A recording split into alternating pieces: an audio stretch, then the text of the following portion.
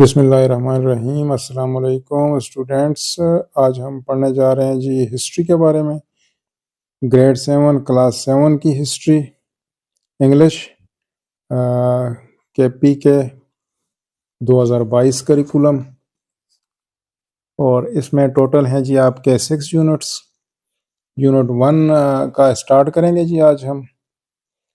Unit 1 ہے middle Ages in Europe, اور آپ کا یونٹ 1 یہ بھی کافی بڑا ہے، ایک لیکچر میں کور نہیں ہوگا، اس لیے ہم اس کو پارٹ وائز کور کریں گے۔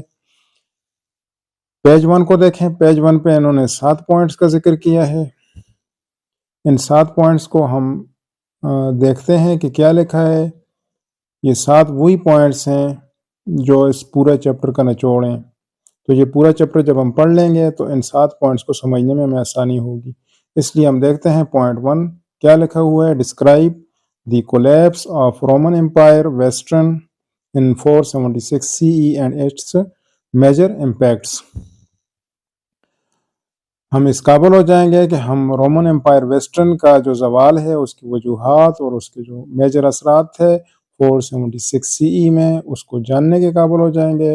اسٹوڈینٹس یہ دیکھیں CE کیا ہوتا ہے۔ CE از دا کامن ایرا یا بیفور دا کامن ایرا۔ اب اس کو فردر ہم 2 پارٹس میں ڈیوائیڈ کریں گے، ایک پارٹ میں نہیں ہے۔ CE جو ہے یہ دونوں ایریاز کو کور کرتا ہے، 476 سے پہلے بھی اور بعد کے پیریڈز کو بھی۔ تو اس لیے دیکھیں اس کو 2 پیریڈز میں اگر کنورٹ کرتے ہیں ہم تو AD اور BC 2 پیریڈز ہیں۔ AD از اینو ڈومینن، ANNO، اور DOMINI ڈومینی، ٹھیک ہے۔ یہ اسپیلنگ ہے اس کے، اور یہ ایکچولی لیٹن ورڈ ہے، اور یہ ظاہر کرتا ہے for the year of the Lord, یعنی کہ یہ ریفر کرتا ہے to the birth of the Jesus. اور جو دوسرا پارٹ ہے BC یعنی کہ بیفور دا کرسٹ، تو اس کی جو پہلے سے جو ڈیٹس ہیں ان کو کور کرتا ہے۔ دوسرا پوائنٹ ہے describe the salient features of medieval Europe with special focus on western Europe.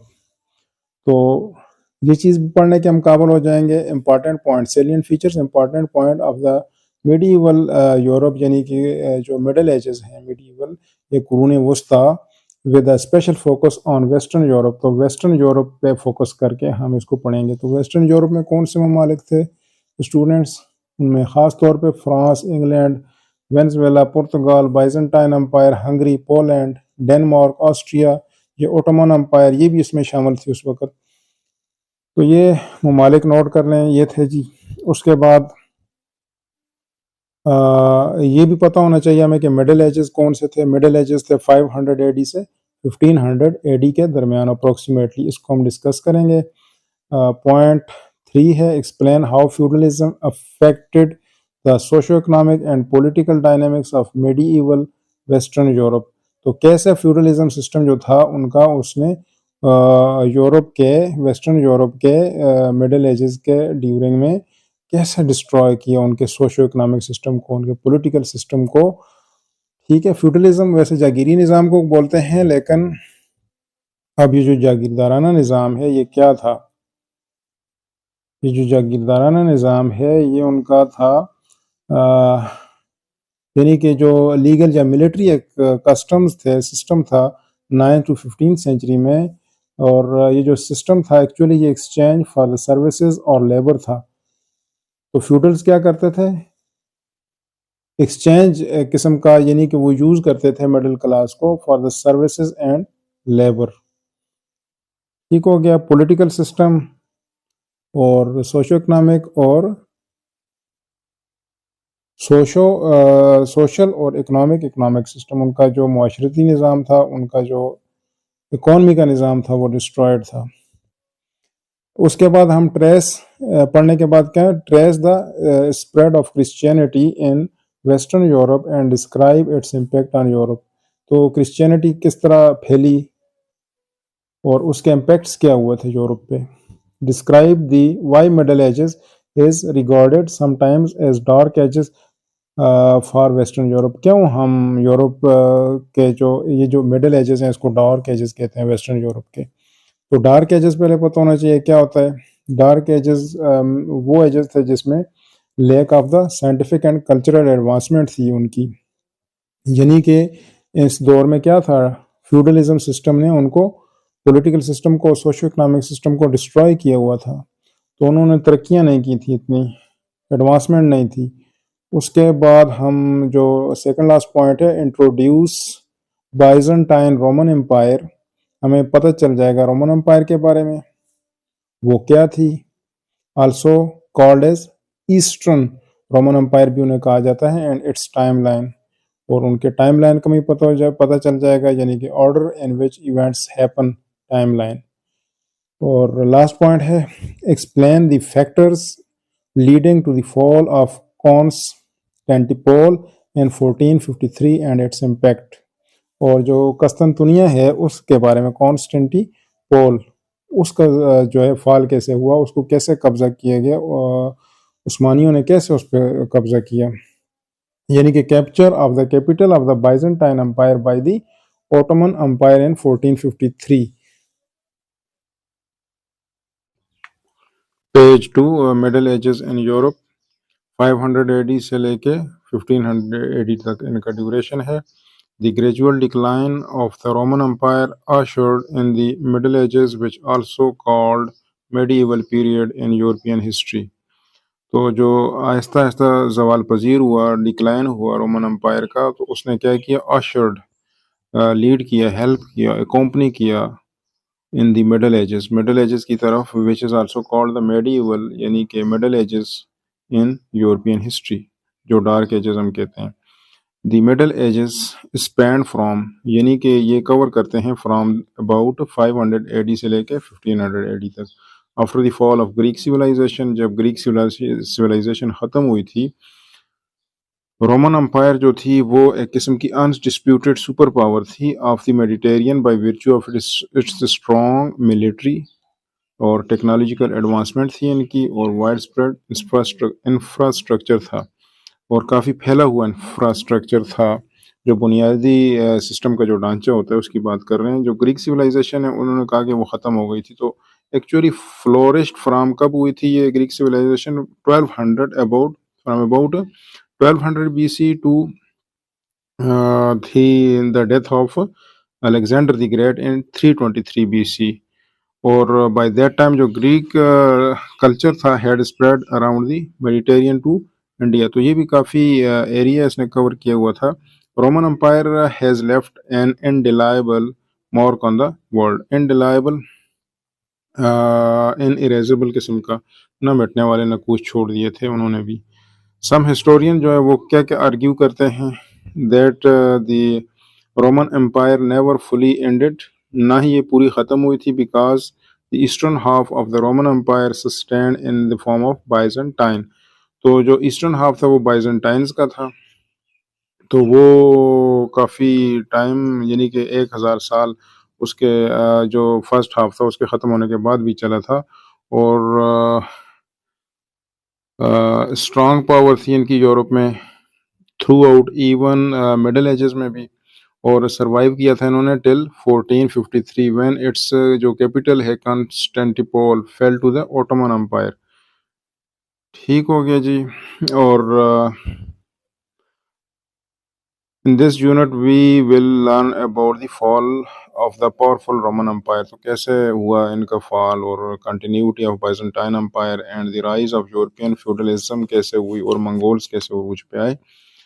اس میں آگے دیکھیں مارکس اوریلیس، تو یہ بھی ایک رولر تھا ان کا رومن امپائر کا، کب سے کب تک تھا، 161 سے 180 سی ای تک تھا، اور یہ بیسٹ نون فار ایک فلاسفر بھی تھا، ایمپرر بھی تھا، اور اس کے دور میں بڑی اچھی ترقی کی انہوں نے۔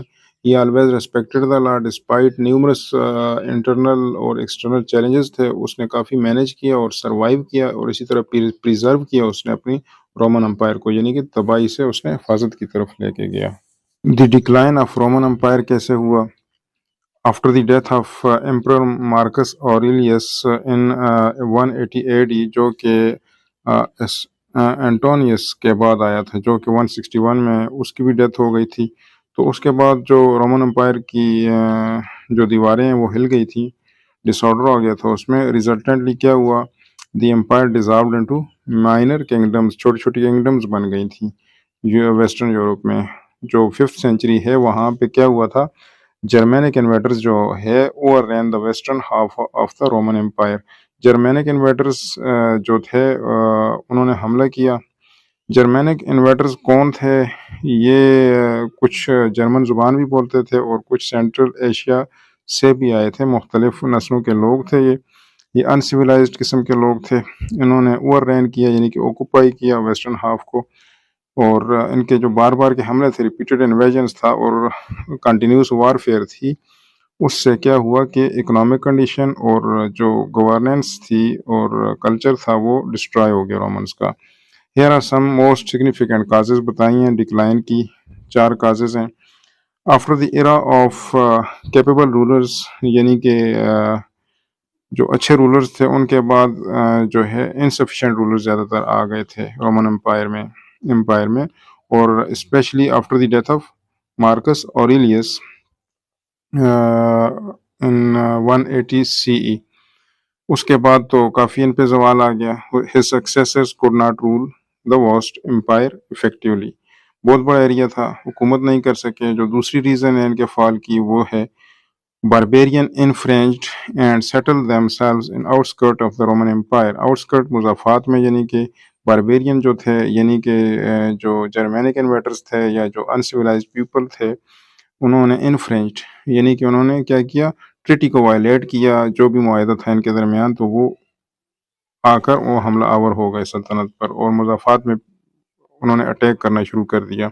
with the passage of time their power and influence increased. ان کا طاقت بھی بڑھتی رہی, اور ایٹ دا اینڈ کیا ہوا, رومن امپائر فال کر گئی اور crumbled to them in 476 AD. crumbled mean collapsed. Page 3 پہ دیکھیں, جو 3rd پوائنٹ ہے رومن امپائر کے زوال کا, وہ یہی تھا کہ جو ان کا ایمپرر تھا ڈائیکلیشین, اس نے ڈیسائیڈ کیا تھا کہ جو رومن امپائر ہے اس کو ہم 2 حصوں میں تقسیم کرتے ہیں, ایسٹرن رومن امپائر اور ویسٹرن رومن امپائر. ایسٹرن میں وہ خود بیٹھ گیا, اور جو ویسٹرن رومن امپائر ہے وہ اس نے ایمپرر میکسیمین کو دے دی. ایمپرر میکسیمین اور اس کا دور حکومت ڈائیکلیشین کا سیم ہی, آلموسٹ 285 سے 305 تک AD تک. ویسٹرن جو پارٹ تھا اس میں کرپشن بہت زیادہ تھی, اس کی وجہ سے پاورٹی آ گئی تھی, ان امپلائمنٹ ریٹ بہت ہائی تھا تھرو آؤٹ دا امپائر, تو یہ ایک زوال کی وجہ تھی. 4th پوائنٹ تھا وہ فیمن تھے, یعنی قید سالیاں تھیں, شارٹیج آف فوڈ تھا, اینڈ پلیگس, طاعون کی بیماری تھی, یعنی کہ ایپیڈیمک ڈیزیز ہے یہ, causing high rate of mortality ہوتا ہے اس سے. اور اس وجہ سے کیا ہوا کہ ہائی ٹیکسز, اس کے علاوہ جو پرابلم تھا وہ ان کا تھا ہائی ٹیکسز کا, اور it result in starvation, death and violence. آگے فیکٹس ٹو نو میں وہ کہتا ہے کہ جو رومن امپائر ہے ڈیوائڈیڈ انٹو 2 پارٹس. جو فرسٹ پارٹ ہے کورز اپروکسیمیٹلی 300 ایئرس. جو فرسٹ پارٹ ہے وہ 300 ایئر کور کرتا ہے, اور وہ ٹوٹ جاتا ہے, یعنی کہ ویسٹ پارٹ جو ایسٹرن ہاف جو تھا وہ نیئرلی 1000 ایئرس تک رہا, اور 1453 تک, یعنی کہ جب اوٹمن امپائر آئی اور انہوں نے ان کو گرا دیا قسطنطنیہ کو.